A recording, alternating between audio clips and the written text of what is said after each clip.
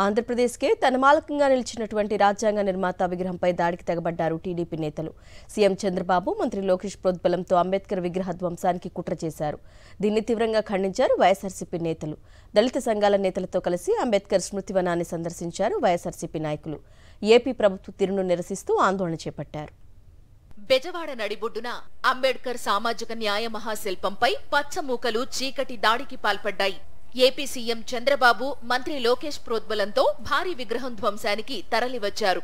పోలీసుల సాక్షిగా అందరినీ బయటకు పంపేసి లైట్లు ఆర్పేసి బరితెగించి దుశ్చర్యకు పాల్పడ్డారు.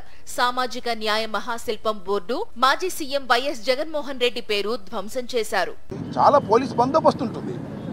ఆ స్మృతివనానికి లైట్లు ఆర్పేసి దుండగుల్లాగా ప్రవేశించి వాటిని తొలగించేటటువంటి కార్యక్రమం చేశారు ఆ గుర్తు తెలియని వ్యక్తులు. అంటే వారు ఖచ్చితంగా తెలుగుదేశం పార్టీ వారు అని మేము ఇవాళ ఆరోపిస్తున్నాం.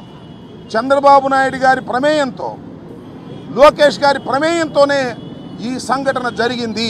గత ప్రభుత్వ హయాంలో వైఎస్ జగన్ ప్రత్యేక శ్రద్ధ పెట్టి 404.35 కోట్ల రూపాయలతో అంబేద్కర్ విగ్రహాన్ని అత్యద్భుతంగా తీర్చిదిద్దారు.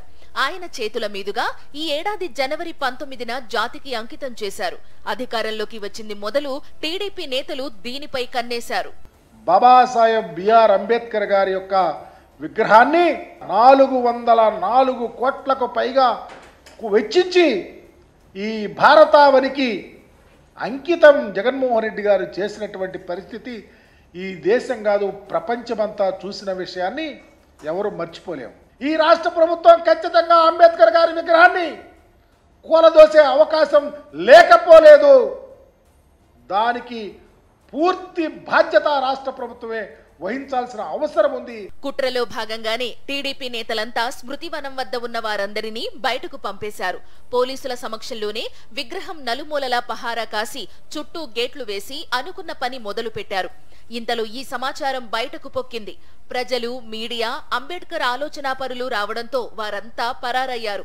ఈ విషయమై సిపికి సమాచారం ఇచ్చేందుకు వైఎస్ఆర్సీపీ మాజీ ఎమ్మెల్యే మల్లాది విష్ణు ప్రయత్నించినా పట్టించుకోలేదు.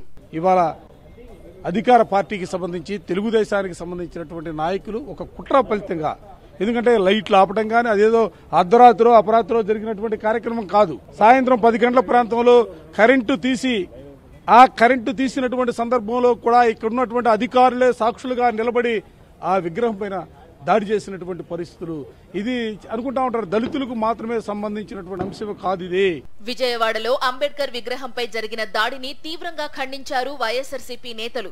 అంబేద్కర్ స్మృతివనాన్ని సందర్శించి మాన్యుమెంట్ పై వైఎస్ జగన్ పేరును తొలగించిన ప్రాంతాన్ని పరిశీలించారు. స్మృతివనం ఆవరణలో నల్ల బ్యాడ్జీలు ధరించి నిరసన తెలిపారు. ఏపీలో అంబేద్కర్ రాజ్యాంగాన్ని మార్చేసి రెడ్ బుక్ రాజ్యాంగం ప్రారంభించడానికి ఇదే నిదర్శనమని ఆగ్రహం వ్యక్తం చేశారు. ఈరోజు కూటమి ప్రభుత్వంలో జరిగేటువంటి దాడులు పరాకాష్ఠకు చేరాయి. ఎందుకనంటే డాక్టర్ బిఆర్ అంబేద్కర్ గారి విగ్రహం మీదే దాడి జరిగింది అని అంటే ఇది నిజంగా సిగ్గుచేటు.